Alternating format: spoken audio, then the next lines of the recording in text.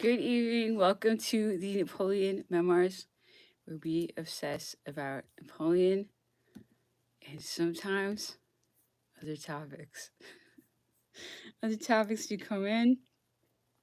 Hope you're all having a good Sunday. This Sunday, right? I hope I'm. Don't even ask. Anyway, so let's get into some English with the memoirs of Count Charles Tristan de Montaigne. He's telling us how St. Helena, the island where they have been forced to live, is not fit for life, except apparently rat life. Rats do great. other, other, other living beings do not do as well. But rats, and these are not normal rats. This is in all the St. Helena memoirs. It's not rats. It's like they're huge. They're horrible. It should be a comedy, like Hogan's Heroes or something. Some horrible nightmare prison camp comedy. Horrible. But what can we do? This is a situation we inherited. So let's play our hand as well as we can. Okay? Let's get started.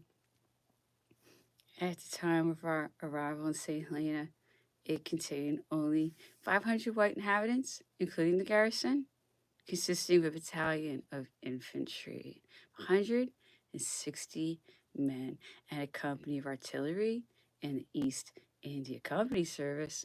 The number of slaves was about 300.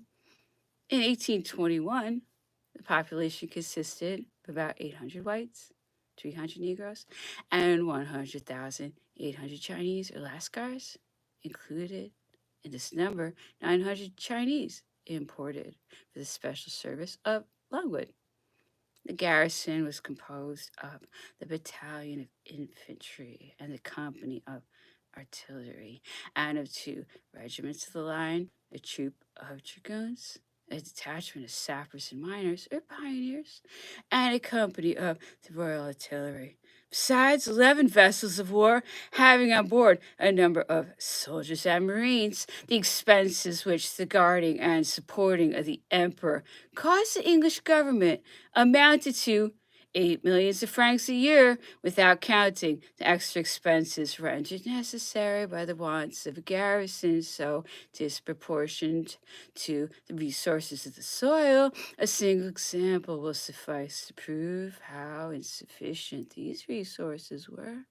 The garrison received rations for more than a year, precisely as if on board a ship, and the quantity of water allowed for our consumption at Longwood was regulated with so much parsimony that the emperor was obliged to give up taking a bath every day, until Sir Hudson Lowe had succeeded in causing to be constructed on Diana's Peak a gigantic cistern, after the model of that at Gibraltar, in order during the rainy season to collect a sufficient quantity of water for the consumption of the inhabitants of Longwood. We were sure that this reservoir had cost an enormous sum of money. At any rate, it was of great use, and has completely changed the condition of the island. A fleet can now lay in a supply of water at St. Helena before the works undertaken by Sir Hudson Lowe. This could only be done by isolated vessels, and even then with the loss of a great deal of time. The same is the case with regard to facilities of communication.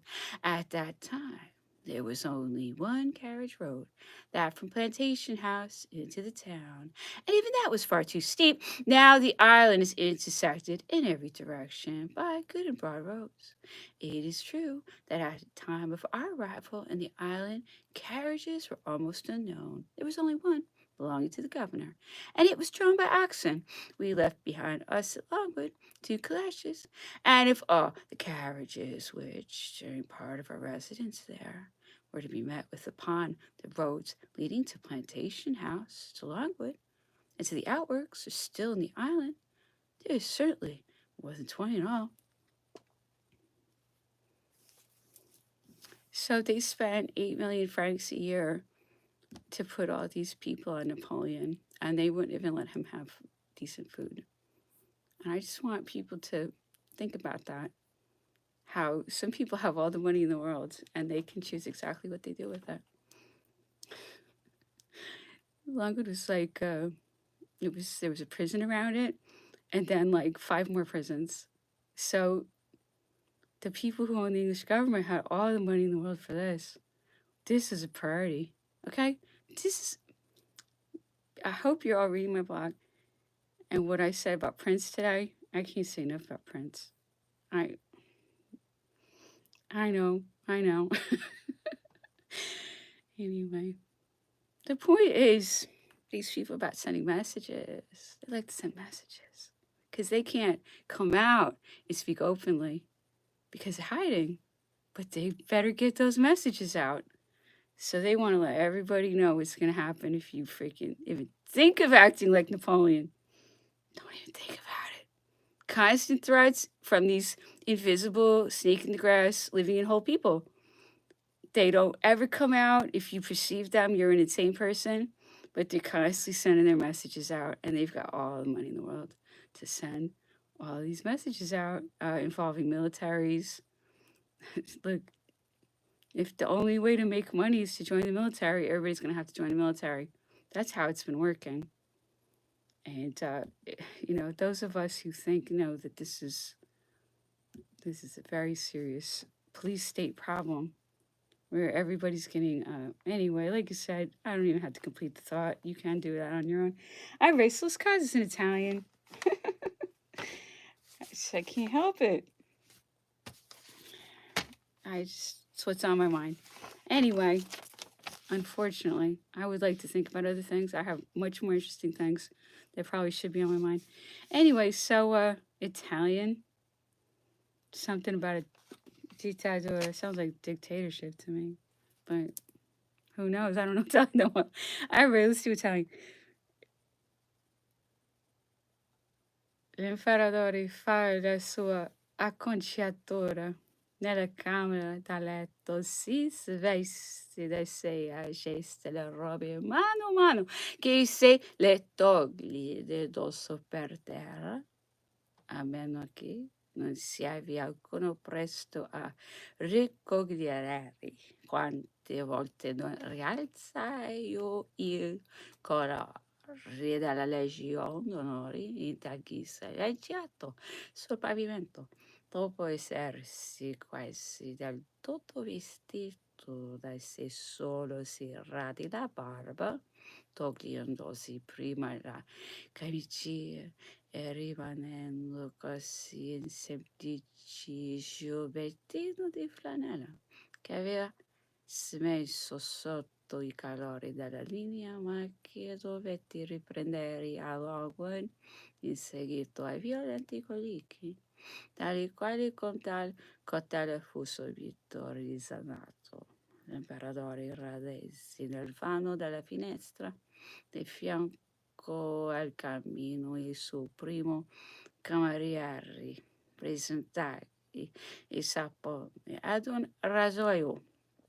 Un secondo tienti innanzi lo specchio tolto dalla sua cassetta da viaggio in modo che offra alla luce la guancia che radi questo secondo cameriere. Lo vertici il rasoio lascia qualche pelo ultimato, un guancino con chiesi, un rivolgimento totale per radere l'altra, nel suo stesso modo della prima.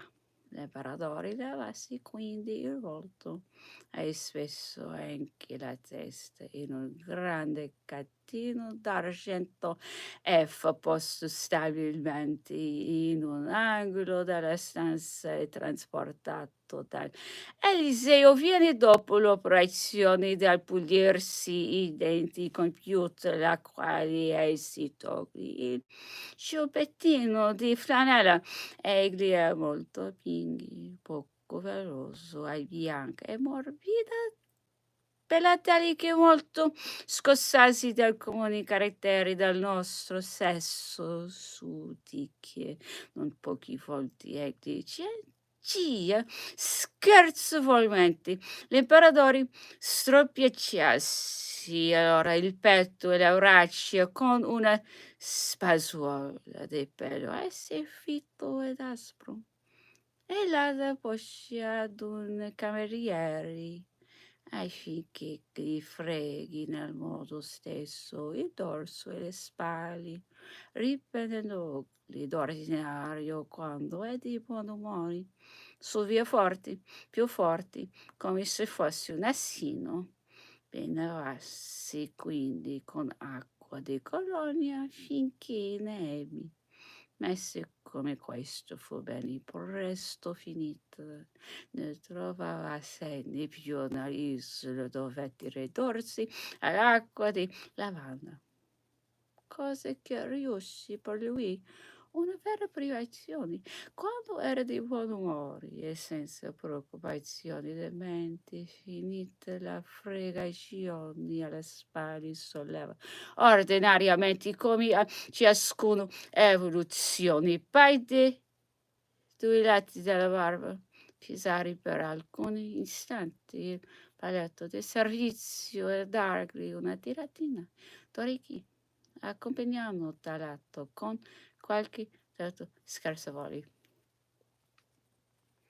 It's more the minutiae of Napoleon's environment.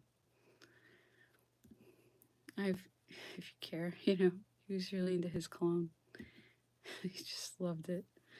And he liked lavender too. So I do oils. I think it probably comes from him because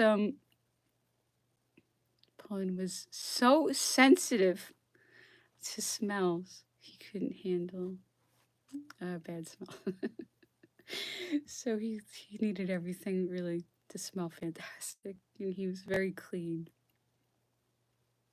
Mars and Virgo. So it truly was. Anyway, don't get me started. Don't get me started. Anyway, so love and French. Okay, so Emily has got this plan. She can't lose Lava. She loves him too much. It's so sad.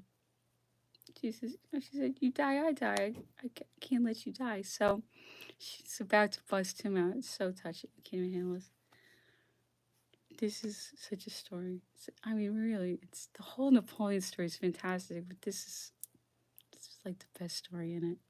And in all the memoirs you hear about it, it's so legendary. It's so incredible that Emily did this for him.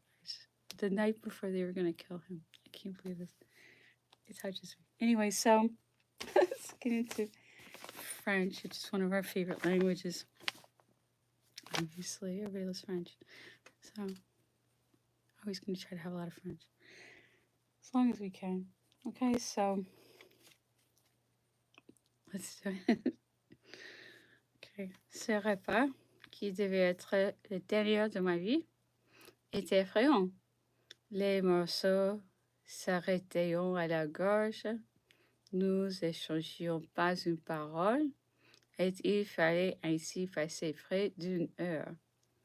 6 heures 3/4 sonneront enfin. Il me faut que 5 minutes, mais je veux parler à Bonneville. Elle tira la sonnette. Le valet de chambre entra. Elle prit la parole, lui dit quelques mots à l'oreille, ajouta Toto à soin que le porteur soit prêt. Je vais sortir. Allons, lui dit-elle, il faut vous habiller. Je vais faire placer dans ma chambre une paravent peut me faire un cabinet de garde-robe, me passant derrière tout en faisant ma toilette avec une adresse et une princesse charmante. Elle me disait, n'oubliez pas de bien viser la tête au passage des portes, marcher lentement dans le rêve comme une personne épuisée par la souffrance. Au moins de 3 minutes, la toilette était complète.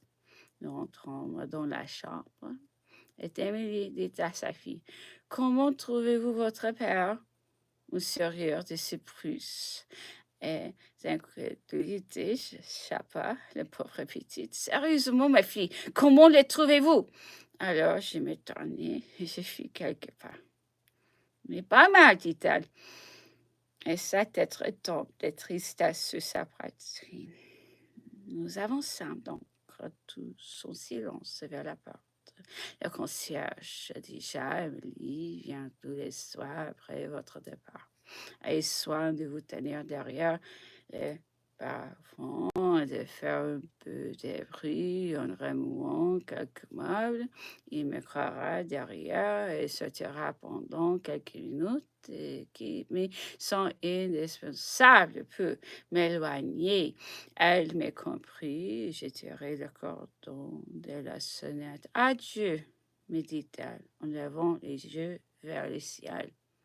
J'ai pressé son bras de ma main tremblante.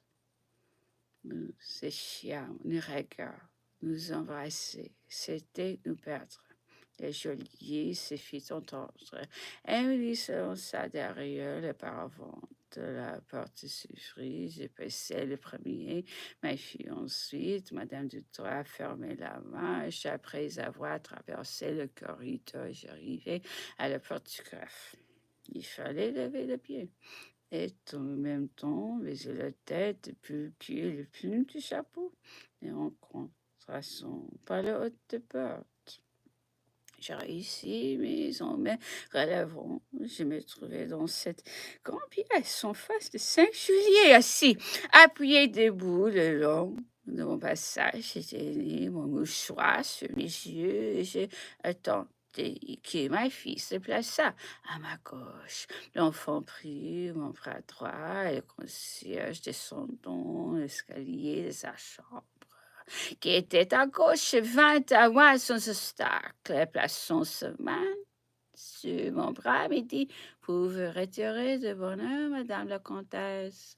Il paraissait fort ému et pensant sans doute qu'elle venait de faire un éternel adieu à son mari.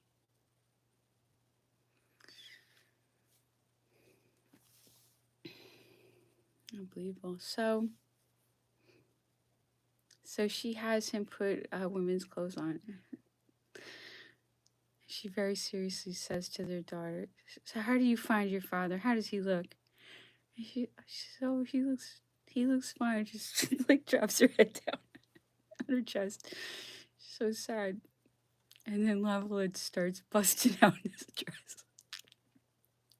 And he's got his handkerchief like he's crying to hide this. And then everybody loved him. The guard's like, oh, poor lady, because she knows he's gonna die. It's crazy. Can you believe this though?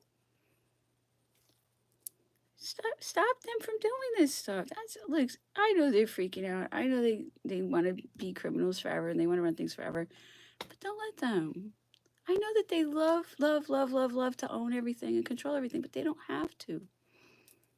We don't have to let them. Okay? They're terrified of what's going on right now because we've just had it. We've had it. Cut them out. They're criminals. Please cut them out. Okay, and then when they show up, I'm going to take their name down and I'm going to connect them to 9/11 in about a minute. Okay, all of these people did 9/11. Okay, all these people I'm talking about, and they know it. And every time they reach their little claws out for me, I go, "You guys did 9/11, didn't you?" They go, "Oh my gosh, she knows we did not. How does she know we did 9/11? How does she know? How does she know? How does she know that we all did 9/11? How does she have this information? This incredible information." Okay, so all the people coming for me did 9/11. And if they would like to be known, I will connect them to it in a second. It's so easy because the internet existed then. Everybody can be so easily connected to the internet to, pardon me, to 9/11. Everyone who did 9/11 is so easy to connect to it. I could give them a list right now and guaranteed they all did 9/11. And I live in New York, and I live in the Hamptons actually. So, come right up, okay? I know where that thing came from. I know who does that stuff, and I know they're in the Hamptons, and they know they're in the Hamptons. And they give me a very hard time because this is where the rich people live, and the rich people are involved in this stuff. So, you know. Anyways, let's talk about the poisoning of Napoleon since we just did the French. And like you said, we don't have to live like this. We don't have to live like this. This is criminals don't have to run everything. You know, we could actually start saying no to that. Wouldn't that be incredible? And then we could have opportunities again, and people like me could have careers. See, I can't have a career under them. That's a lot of my motivation. I can't have a career because I'm not a liar. So those of us who are honest can't have careers under this regime. Don't you want there to be honest people in culture? See, I do. See, I think that would be amazing. It shouldn't be the only secret societies get to decide who have careers. I don't think that's fair. And I'm never going to think that's fair. So, and I don't think you should think that's fair either. So help me have a new world. It's up to us. It's all in our brains. You know, all this fear, all this terror. Yes, we're all going to die. You know, that's my whole perspective here. Every single one of us will definitely die. You know, so what are we going to do with our lives? You know, what are we going to do before we die? Kind of, if you're just terrified of being dead, you're already dead, you know? So let's live. Let's have some fun before we go. It's my whole perspective here. I just don't let them run everything. We can decide that, okay? Las enfermedades del emperador, naturales ou provocadas, estão estudiadas particularmente bajo el ángulo de una impregnación arsenílica, por lo que respecta a las cosas lejanas de la muerte o de una agresión solapada iniciada mucho tiempo antes contra su persona. Hay que recordar que los síntomas intoxicación arsenílica múltiples fácilmente inadvertidos por los médicos en cuanto a su casualidad real, lo que aún en nuestros días se observa con mucha frecuencia en efecto. Es lógico que un médico llamado a la cabecera de un enfermo trate primero de integrar los síntomas que constató que le son expuestos en el cuadro de un conjunto patológico conocido antes de pensar que pueda tratarse de las manifestaciones de un envenenamiento. Esta fase de impregnación arsenílica hoy se puede preparar para una acción tóxica final más activa como en la época de los sabios brebajes de los Borgia y de la Riviera. Después interviene la noción de los tóxicos utilizados en terapéutica.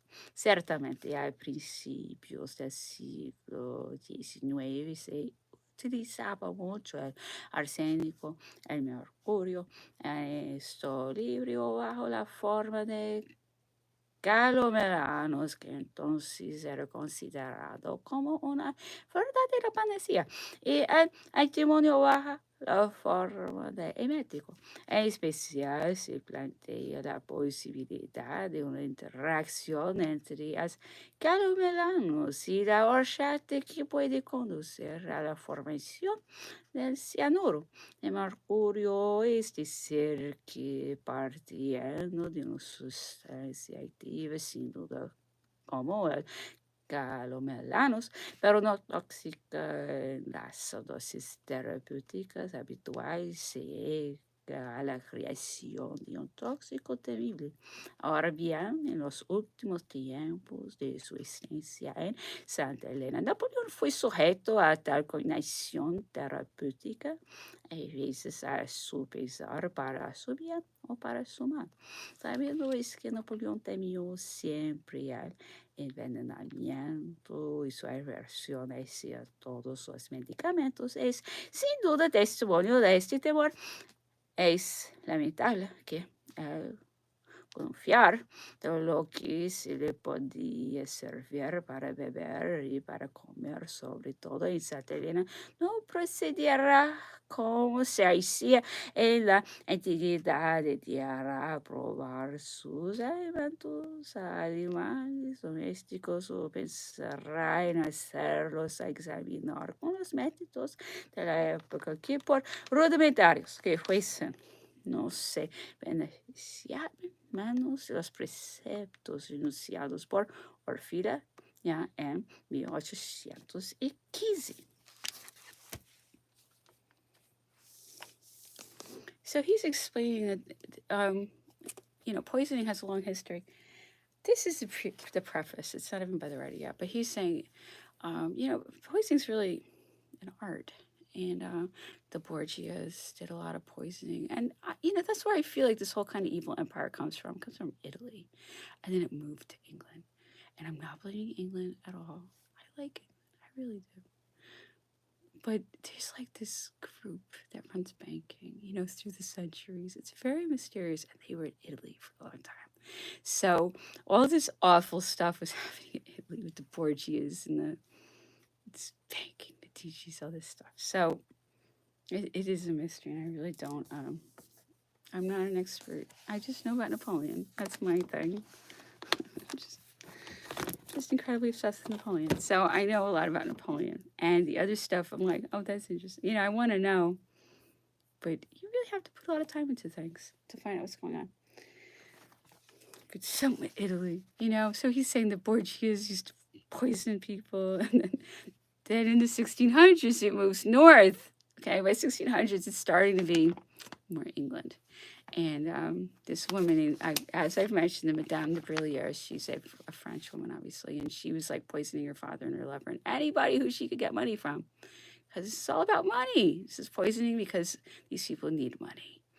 And so she poisoned all these people. She met a bad end because she got caught. See? So all the people out there who just have been having these crime spree lives, I know you guys have had a ton of fun, but it's so important as a criminal to know when it's time to quit. Because criminals get caught. They do get caught if they don't know when to quit. And don't ask me why I know this. But seriously, everybody should know that. There's a point where you say, like, look, I had a good run. I'm going to sit this road now. Things are getting a little hot. And they are. And they truly are. But, like, my neighbor was harassing my whole neighborhood. And he clearly was one of these people who is rich but no job, There he was, rich but no job. What was his job? I guess just being wonderful, right? Bagging pots every night. So he's bagging pots during my memoirs and trying to get my whole neighborhood to do it because it's no fun if you can't get everyone involved, right? And he's got children out front acting like it's a party. Because, of course, you get children involved, you can't say anything. Because then I'm anti-child, right? That's why they put children out front. And that's terrible. They shouldn't have children involved in stuff they do. But they don't care. Anyway, so like I said, I just kept saying, bitch, you did 9/11. It's so easy. They all did 9/11. Everyone after me did 9/11. So this guy is giving me a hard time. He's acting like it's for the nurses. Because these people are complete total liars. And then suddenly he leaves. He leaves. He never comes back. Never comes back. Why? Because he did 9/11. Everybody after me did 9/11. So like I always say, step right up. Because we want your names. We want to know who did 9/11. No Afghanis, though. No Afghanis have been out. Well, one. Let's talk about that one Afghani. Anyway, the other ones seem like they're all right. But yeah, they have their plotters in Afghanistan, I'm sure, also. Unfortunately, from what I've learned, it seems like they're kind of everywhere. Anyway, but like I said, most of the people coming after me are very much of the European persuasion. So, yeah, Europeans are after me. It's not if people from caves in Afghanistan, anything like that. So when I say the 9/11 criminals, I'm talking about very European-looking people, and sometimes they have assets who are not as European-looking. So it is a multiracial group. If they try to tell you it isn't, it's actually very multiracial. But at the top, very white, very European, at the very top. Okay, so we're dealing with a European situation. I think certain island nation, and then, of course, the continent has its share. The continent and that wonderful island nation. That is wonderful. That is absolutely wonderful. And we do love it. And it's beautiful, without question. It's not about that. I'm never trying to vilify anyone's beautiful nation. It's not about that. It's about getting crime under control, so we can live and not be constantly terrorized and feel like we're gonna get killed if we tell the truth. Because that's not fair. Because I'm an honest person, and I'm really standing up for the rights of someone who's just naturally very honest. Am I a perfect person? Far from it. But I'm honest, and I can't have a career because I'm honest. Does that sound fair? It doesn't seem fair, right? So somehow I would have to become this like psyop operator trickster to have a career in media. And I have had jobs in media and I could not keep them. Guess why? Because I would somehow, under one pretext or other, be removed from my jobs. Why? Take a guess. See? I'm out of control. That's why. Anyway, let's get into German, our last of the night. Anyway, but I do like media and I enjoy it. So we'll see how it goes. Der Gouverneur antwortete auf alles dieses, dass er seine Regierung darüber berichten würde, dass er von dem Kaiser im wenigsten etwas für wären er sich mit uns bloß Ärger und wir in alles Gift brächten. Übrigens verweigerte der Kaiser den Antrag des Gouverneurs, ihm die Kommissar der Mägde vorzustellen. So sehen sie in dieser politischen Eigenschaft vorgestellt werden wollten. Er sagte aber dem Gouverneur, dass er sie gerne als Privatmänner empfangen würde. Er hat gegen keinen derselben, selbst nicht gegen den Französischen, den Herrn von Monsignor, einen Widerwillen. Dieser konnte sonst ein ganz guter Mann sein. Er wäre 10 Jahre lang sein Untertan gewesen und wird ein da er früher ausgewandert gewesen sei.